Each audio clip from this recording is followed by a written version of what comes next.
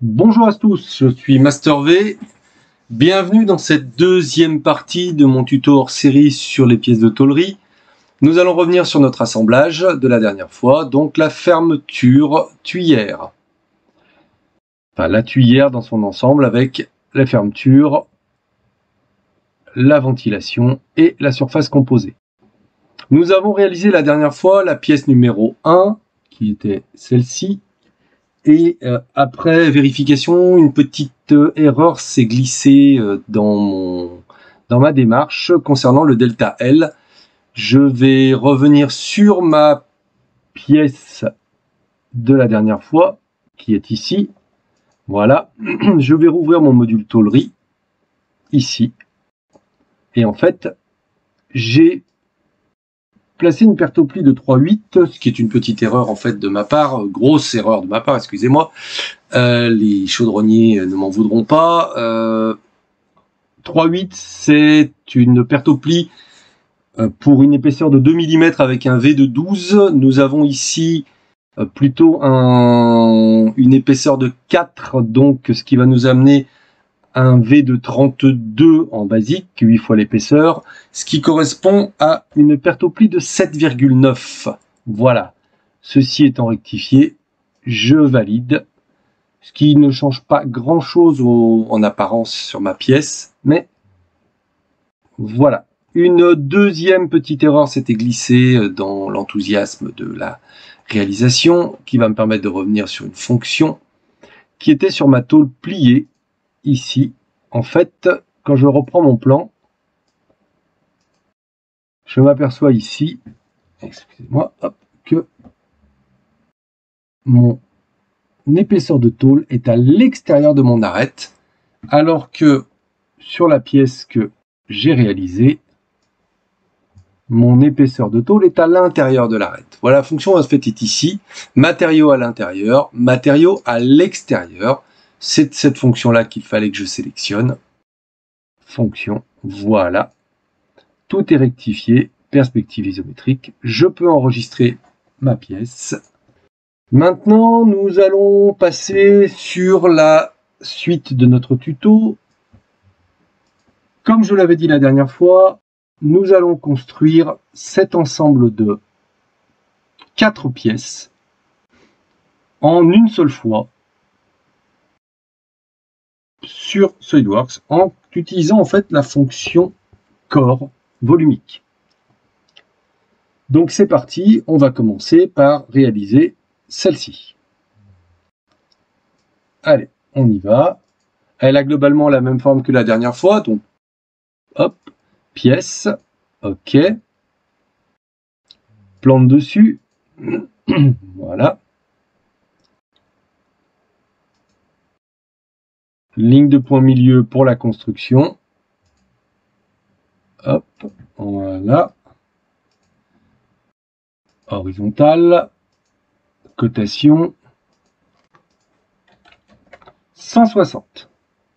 Vu que c'est exactement le même concept que la dernière fois, je vais aller un peu plus vite.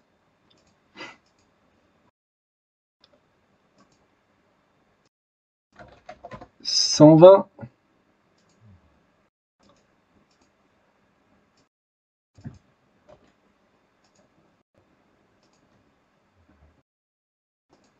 Égale, cotation, 40, mes segments, hop, le premier,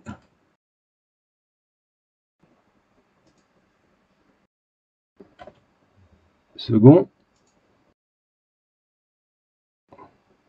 le troisième, et enfin, le dernier. Ajuster les entités.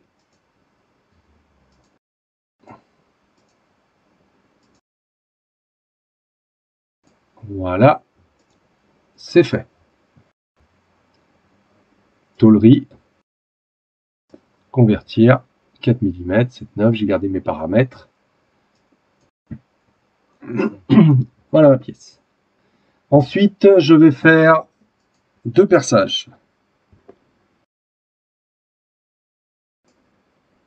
Fonction, assistant pour le perçage, diamètre 13, position sur cette face, perpendicularité, et on y va.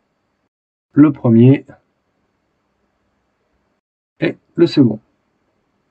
Je valide. Voilà mes perçages. Perspective isométrique. Si je regarde ma pièce, maintenant je m'aperçois qu'ici j'ai un petit téton. Si je regarde bien mon dessin, surtout cette partie-là, je m'aperçois que le téton est traversant ici. Donc, voilà.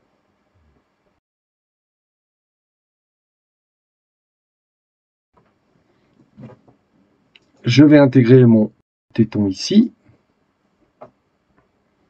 Donc, hop, esquisse, CTRL 8. Convertir, j'ai fait une bêtise, excusez-moi, n'importe quoi. Convertir les entités, je vais convertir ceci. Voilà. À partir de là, je vais faire un bossage dans l'autre direction qui va faire 20 mm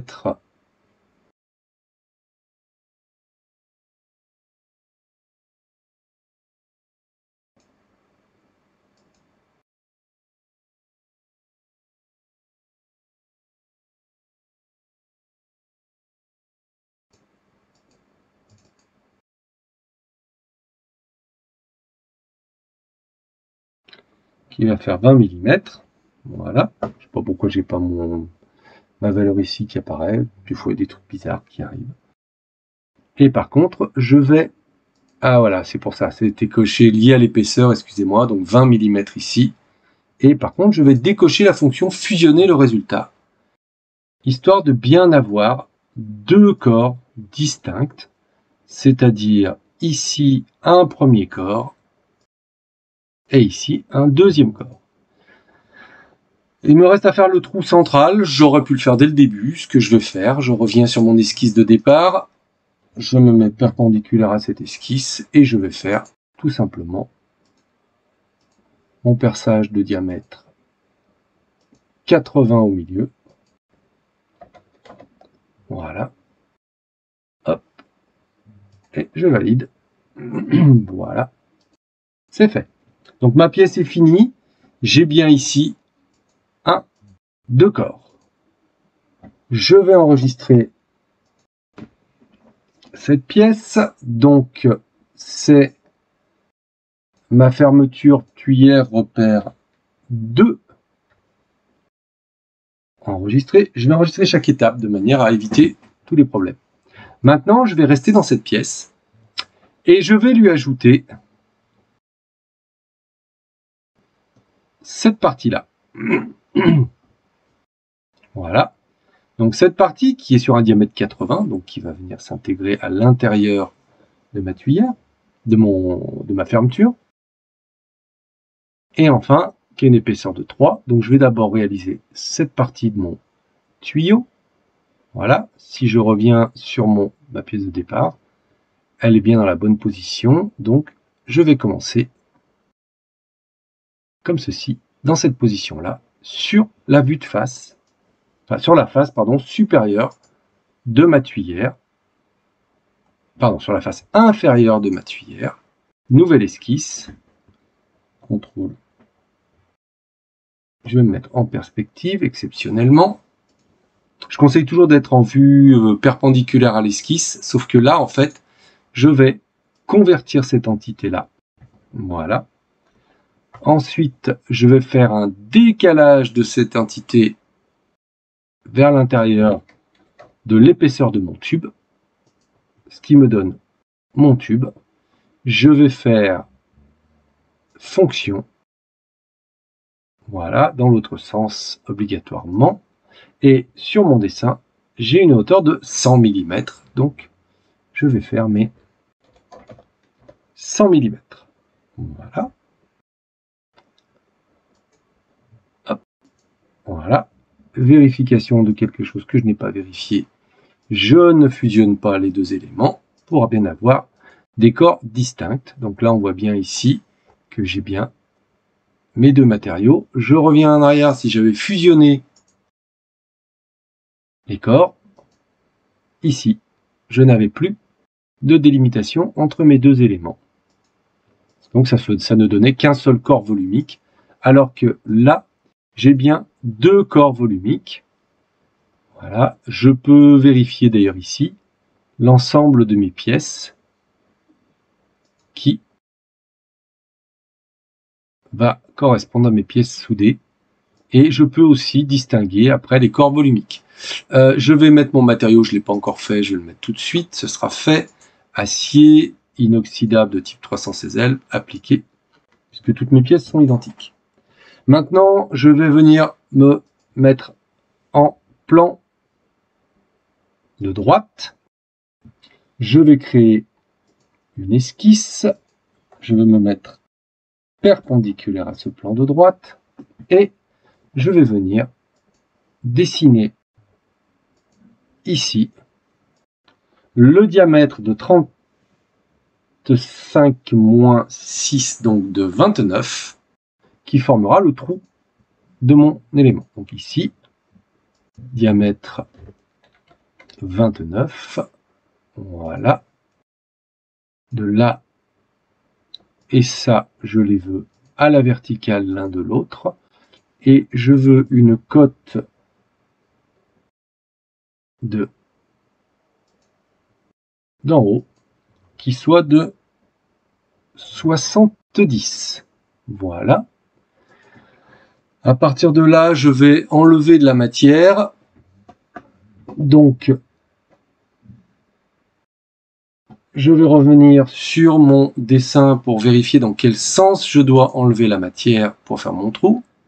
Donc, le téton sera ici. Je vais donc devoir, sur ma pièce qui est ici, venir comme ceci, venir dans ce sens-là.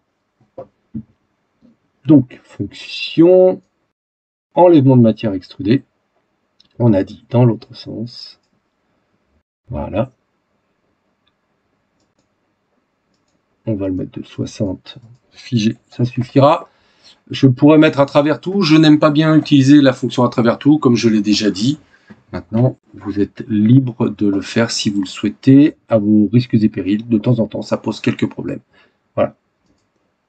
Voilà le premier élément. Je recommence cette fois-ci, mais là, je vais travailler différemment.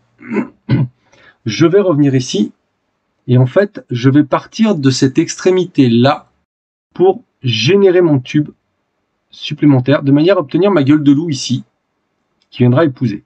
Donc, je vais prendre un plan à 254,5 mm du plan de droite. Donc, je reprends mon plan de droite, je crée une géométrie de référence qui est un plan à 254,5 mm dans ce sens-là. Voilà, je crée une esquisse sur ce plan, je me mets perpendiculaire à l'esquisse, et là, chose intéressante, mon trou est ici. Je vais pouvoir convertir cette entité. Je vais pouvoir aussi décaler cette entité de 3 mm vers l'extérieur pour avoir mon diamètre. Voilà. Donc, perspective isométrique. Vous voyez, j'ai le profil de mon tube. Je vais pouvoir faire un bossage dans l'autre sens jusqu'à la prochaine surface. Et ici, vous voyez, ça vient épouser parfaitement la forme de mon tube. Je décoche ici encore une fois, fusionner le résultat pour bien avoir un corps, des corps indépendants. Donc quand je regarde à l'intérieur, on voit bien que j'ai deux corps différents ici. Voilà, perspective isométrique. Ma pièce est ici, elle est bien avancée. Je vais l'enregistrer sous repère 2 plus 3. Enregistré. Maintenant, on va ajouter la surface composée. La surface composée est un petit peu plus complexe. Elle va nécessiter de faire appel à une esquisse 3D, un décalage de plan. Donc, on y va. Et on va travailler dessus. C'est parti. Je vais venir positionner une géométrie de référence qui est un plan parallèle à ce plan-là, passant ici. J'ai dit parallèle.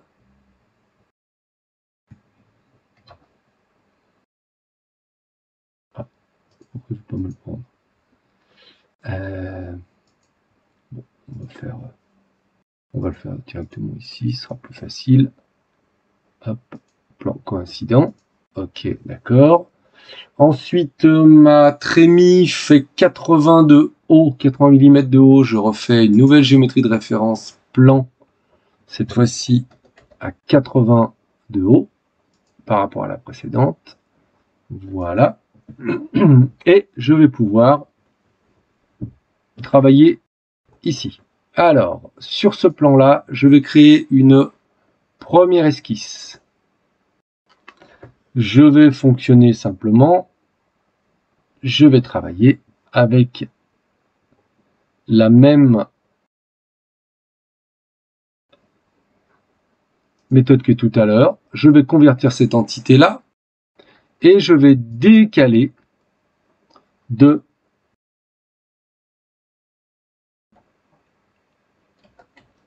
1,5 mm cet élément-là vers l'intérieur. Alors, pourquoi est-ce que j'ai pas pris 3 mm? Parce que sur le plan, c'est marqué épaisseur 1,5. Donc, je garde mon épaisseur 1,5, ce qui permettra de faire une soudure ici à l'intérieur, probablement. Voilà. Une fois que c'est fait, je valide. Maintenant, je quitte mon esquisse. Sur mon deuxième plan, je crée une esquisse. Cette fois-ci, je me mets perpendiculaire à l'esquisse et je vais venir générer mon carré, puisque c'est une surface composée rond-carré. Je prends mon carré, je vais coter mon carré, il fait 150 extérieur, 152 extérieur, excusez-moi, 152 extérieur par 152 extérieur. Voilà. On me donne en rayon extérieur 2,6 mm. Je vais donc mettre mes congés ici de 2,6 mm.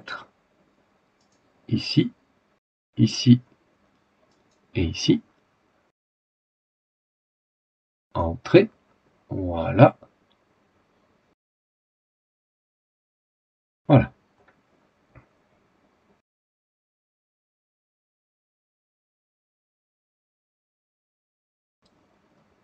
Je valide mon esquisse. Je vais revenir sur mon esquisse précédente pour apporter un complément. Déjà, j'ai fait une petite bêtise, c'est pas maintenant que j'ai besoin de ça. Par contre, il va falloir que je positionne 4 points. Un ici. 1 et 4. Voilà. Je quitte mon esquisse, je me remets en perspective isométrique. Voilà mon élément. Je vais partir maintenant sur une esquisse 3D. Alors la méthodologie, elle est assez simple. Il va me falloir construire mes génératrices de pliage. Donc mes génératrices de pliage, elles vont venir en fait de, par exemple, d'ici à ce point-là. Voilà, échappe. Mon esquisse est noire, je quitte mon esquisse, je clique à l'extérieur et je génère une nouvelle esquisse 3D. La méthodologie utilisée nécessite d'utiliser une esquisse 3D pour chaque génératrice. Voilà. Ici, jusque, je zoome ici, jusque là. Tac. Je valide. Clac. Nouvelle esquisse 3D. Au final, j'aurai 8 esquisses 3D ici. Je les fais dans l'ordre de rotation, comme ceci. Je pars donc maintenant de là et je viens ici. Valider. Hop. Fonction. Esquisse 3D. Segment. De là jusque là. Valider. Hop. C'est un peu laborieux comme méthodologie, c'est un peu long. Mais le résultat est assez sympathique au final. Ici. Ici. Voilà. Hop, quitter l'esquisse. Plus que 3. Esquisse 3D. Tac. Segment de là jusque là. À chaque fois, vérifiez bien quand vous avez cliqué que votre segment est bien noir. Ce qui veut dire qu'il est bien contraint. Segment de là jusque là. Voilà. Et enfin la dernière, la numéro 8, segment ici jusque à ce point. Voilà. Validé. Perspective isométrique. Vous voyez commencer à se construire mon élément ici. Je vais pouvoir passer maintenant sur une fonction qui est un bossage sur base lissée. Je vais lui dire que je veux aller de cette esquisse-là jusqu'à celle-là. Voilà. Ensuite, je vais sélectionner fonction mince. 1,5 mm d'épaisseur. Vérifiez ici que ma fonction mince est bien vers l'intérieur de ma matière, ce qui n'est pas le cas, donc je change. Voilà, je suis bien vers l'intérieur de la matière, ce qui va bien me maintenir mes cotes extérieures. Une fois que c'est fait maintenant, je vais venir sur les courbes guides et je vais sélectionner dans le Feature Manager mes courbes une par une. La première, deuxième, troisième, quatrième, cinquième, sixième, septième et enfin la dernière. Voilà. Et une fois que c'est fait, je décoche bien le fusionner le résultat aussi. Et je valide. Voilà. J'ai donc bien maintenant ici ma trémie. Il me manque ma coupe pour permettre la soudure en longine. Donc je vais me mettre sur ce plan-là. CTRL. Donc sur le plan, pardon, je vais partir du plan inférieur. CTRL 8. Voilà. Je vais prendre une esquisse. Voilà. Je vais me faire un trait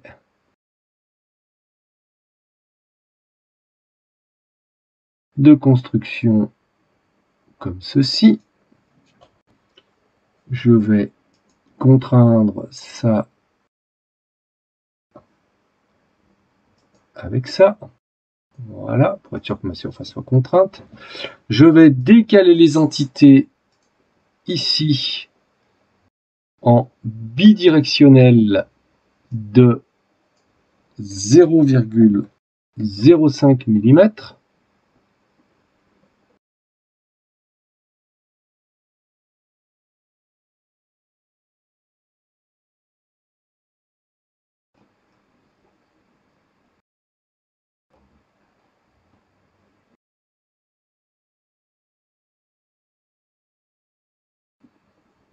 Je vais fermer les côtés par des lignes et je valide.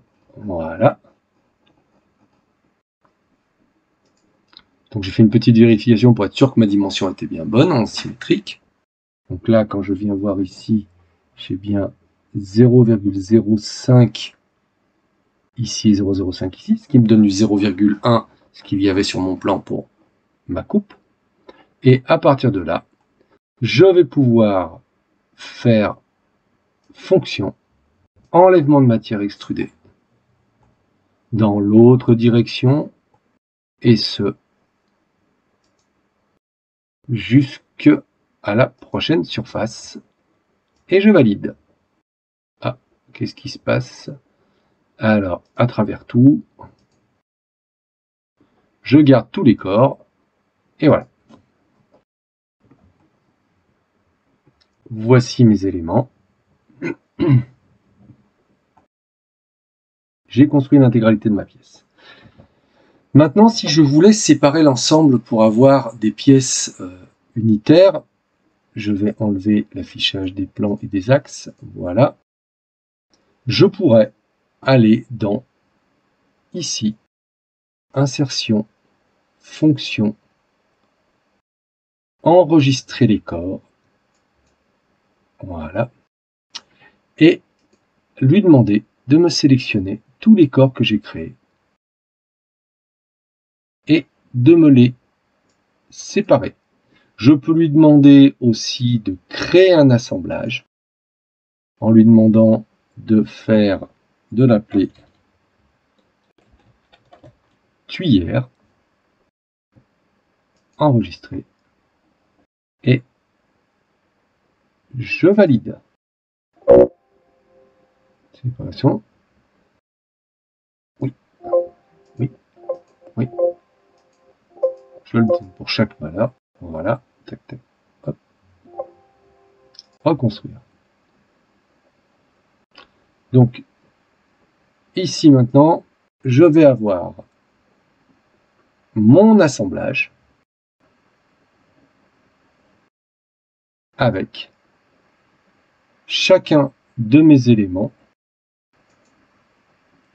définis ici, qui pourront s'éditer comme étant un élément indépendant.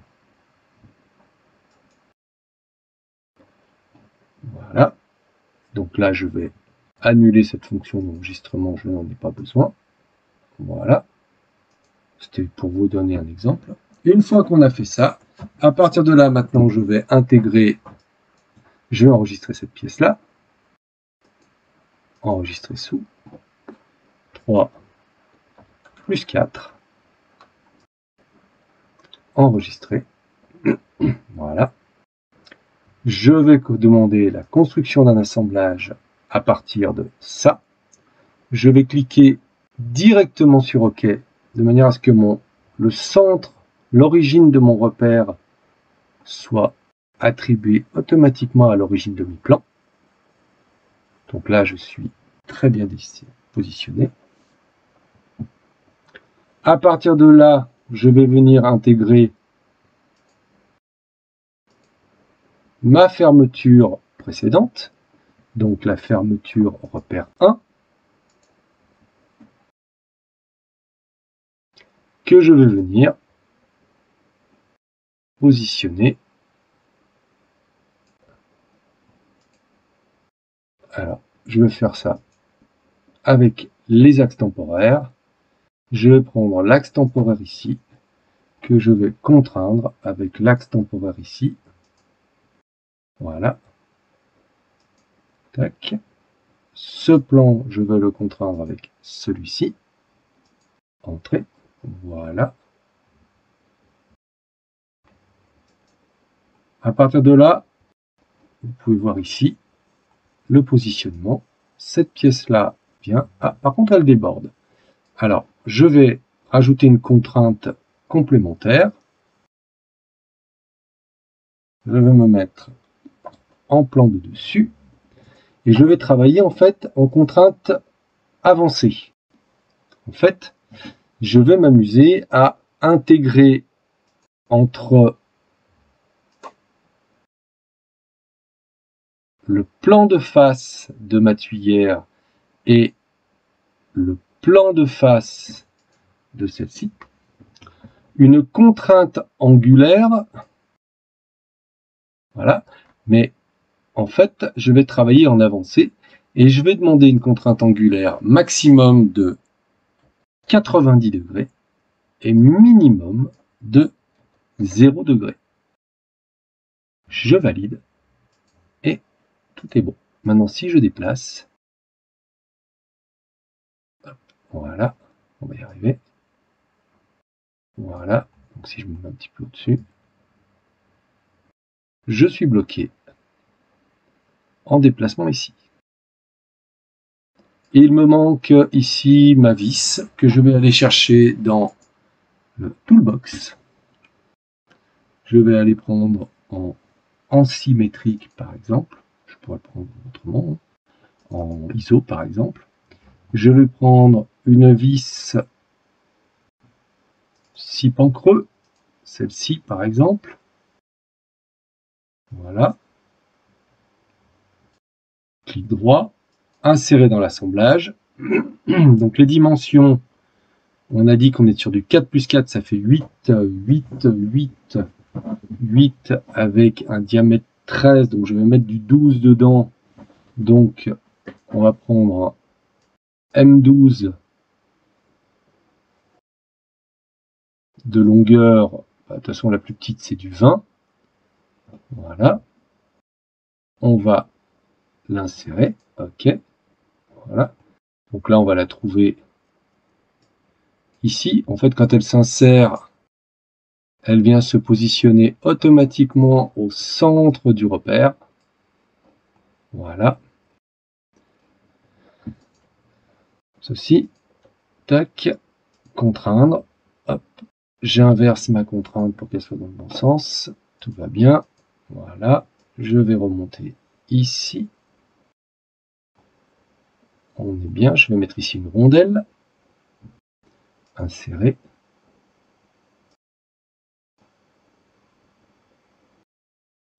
Rondelle. Rondelle plate. Standard.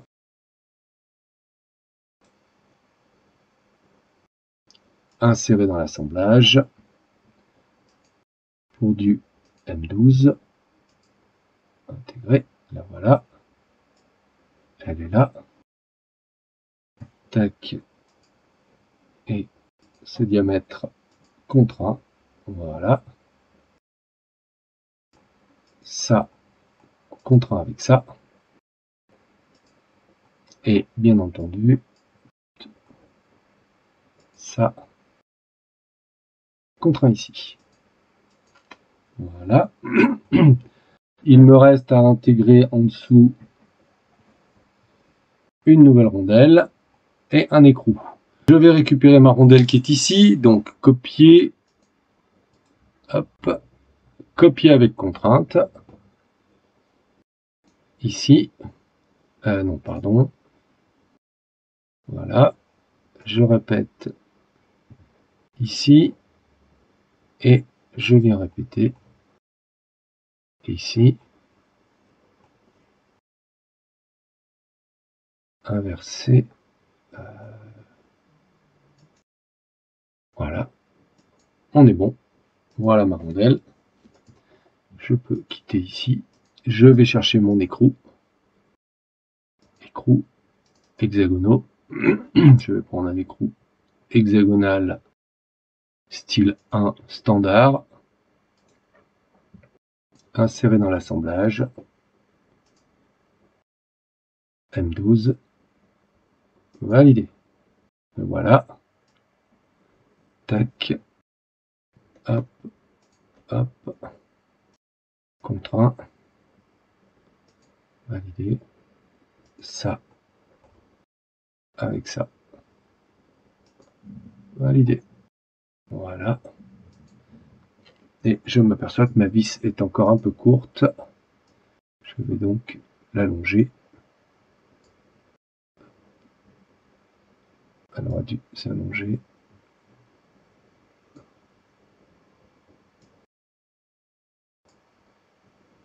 Voilà, une 30. Voilà. perspective isométrique. Cette fois, tout est bon. Ma pièce peut bouger. Voilà. Et mon assemblage est terminé. Je vous remercie d'avoir suivi ce tuto. Si vous avez besoin de refaire ce tuto, n'hésitez pas à le regarder plusieurs fois. Vous pouvez aussi me laisser des messages avec des questions pour certaines fonctions. À bientôt pour un nouveau hors-série. Et n'hésitez pas à suivre aussi les tutos standards sur des pièces simples pour débutants. J'espère que cette vidéo vous a plu. Si c'est le cas, n'hésitez pas à mettre un like et à partager. Vous pouvez aussi vous abonner à la chaîne pour avoir les prochaines vidéos. Bonne fin de journée à tous.